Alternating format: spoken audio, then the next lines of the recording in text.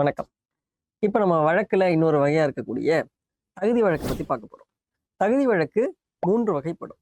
முதல்ல உள்ளது இடக்கரடக்கல், அடுத்தது மங்களம், அடுத்தது குழுவுக்குறி. இந்த 3யும் நம்ம தகுதி வழக்காக சொல்கிறோம். அது என்ன தகுதி வழக்கு அப்படின்னு பார்த்தீங்கன்னா, சாதாரணமாக வெளில சொல்ல முடியாத அல்லது மற்றவங்களுக்கு நேரடியாக சொல்ல முடியாத ஒன்றை தெரிவிப்பதற்காக சொல்வதுதான் பார்த்தீங்கன்னா தகுதி வழக்கு. இன்னும் சொல்லப்போனா அடுத்தவங்க கிட்ட அத நம்ம ரொம்ப ஓப்பனா சொல்லிட முடியாது. அதே நேரத்துல அவங்களுக்கு அந்த பொருள் புரியணும் அப்படிங்கிறதுக்காக பயன்படுத்துவது தான் தகுதி வழக்கு.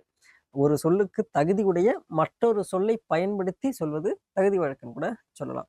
உதாரணத்துக்கு மங்களம். இப்ப மங்களம் அப்படின்னா என்னன்னா, செத்தார் அப்படின்னு நம்ம சொன்னோம் அப்படின்னா, அது அந்த அளவுக்கு ஒரு மங்களமான சொல்லாக இருக்காது.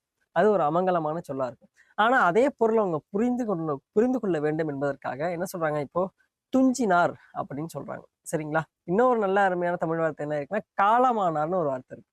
அந்த காலமானார்ங்கிற வார்த்தையை நீங்க நல்லா பார்த்தீங்கன்னா, உயிரோட இருக்கக்கூடிய எந்த ஒரு மனிதனுக்கும் அவனுடைய வாழ்நாள் காலத்தை குறிப்பிட முடியாது. அப்ப எப்ப நம்மளால ஒரு காலத்தை ஒரு மனிதனுக்கு அதுவும் மிகச்சரியாக சொல்ல முடியும். இந்த நாள்ல இருந்து இந்த நாள் வரைக்கும் வாழ்ந்தார் என்கிற அந்த ஒரு காலத்தை சரியாக சொல்ல முடியும் அப்படின்னா, அவன் இறந்த பிறகு தான் சொல்ல முடியும். அதனாலேயே நம்ம என்ன சொல்றோம், காலமானார் அப்படிங்கிற ஒரு அழகான ஒரு தமிழ் சொல்ல அதுக்கு வச்சிருக்கோம். சரிங்களா? அடுத்தது இருக்கிறது இடக்கரடக்கல். இடக்கரடக்கல் அப்படின்னா என்னன்னா, ஒரு பொது இடங்கள்ல ஓப்பனா சொல்ல முடியாது. ஒரு சில விஷயங்கள. உதாரணத்துக்கு பார்த்தீங்கன்னா, "கால் கழுவி வந்தான்" அப்படின்னு ஒரு சொல் எடுத்துக்கலாம். ஒரு சொற்றொடர் எடுத்துக்கலாம். இப்ப நம்ம எல்லாருக்குமே தெரியும், அவன் கால மட்டும் கழுவிட்டு வந்திருக்க மாட்டான் அப்படிங்கிறது. இருந்தாலும் நம்ம சொல்வதன் மூலமாகவே என்ன நம்ம சொல்ல வரோம் அப்படிங்கிற கருத்து எதிர்ல இருக்கக்கூடிய மற்றவர்களுக்கும் புரிஞ்சிடும். இப்ப அதே மாரி பார்த்தீங்கன்னா, "குழந்தை வெளியே போய்விட்டது" அப்படிங்கிறதெல்லாம் சொல்றாங்க. அதுவுமே பார்த்தீங்கன்னா, என்ன கருத்து சொல்ல வராங்கறது எல்லாருக்குமே புரியும்.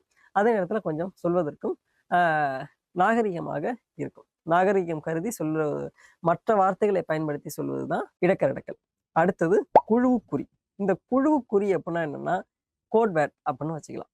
இந்த கோட் வேர்ட் அப்படின்னா என்னன்னா, இப்ப ஒரு குறிப்பிட்ட குரூப், அதாவது ஒரு குறிப்பிட்ட குழுக்குள்ள அந்த சொற்கள சொல்லிக்குவாங்க. அந்த சொல்லுக்கான பொருள் அந்த குழுவுக்கு மட்டும் தான் தெரிஞ்சிருக்கும். மற்ற குழுவுக்கு தெரியாது. உதாரணத்திற்கு இந்த பொற்கொல்லர்கள் இருக்காங்க இல்லையா? அவங்கலாம் பொன் அந்த கோல்ட பரி அப்படின்னு சொல்லுவாங்களாம். சரியா? ஆனா இந்த பரி அப்படிங்கிறது மற்றவங்களுக்கு தெரியாது. இப்ப மற்ற நமக்கெல்லாம் தெரியாது. அதனால அத நம்ம குழுவுக்குறி அப்படின்னு சொல்றோம். மற்றும் ஒரு காணொளியில இத பத்தி இன்னும் விரிவா பார்க்கலாம். நன்றி, வணக்கம்.